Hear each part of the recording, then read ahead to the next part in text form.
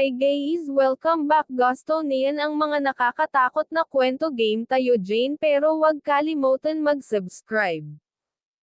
Eto na nga po guys, habang nasa kwarto game ng kapatid ko at umalis na si mama madaling araw pa lang kasi maaga siya antok pakamsoy nung pag-alis niya nakatulog game.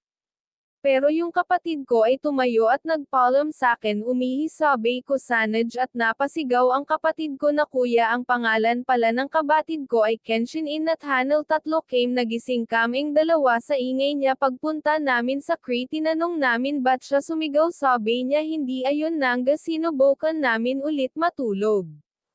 Tas para may nakikita raw ang kapatid ko sa hagdanan inilawan namin wala naman ano meron sabi ko baka antok lang yan tas matutulog nos anak may kumalabit sakin sa buhok dai ko na lang pinansin tas biglang may nangatok sa pinto ang lakas guys. Dito na magtatapos mga bukas na ang part 2 paki-subscribe naman pag wala pang nag-subscribe dai ko natutuloy ang video na part 2 kahit dalawa lang mag-subscribe good luck ingat.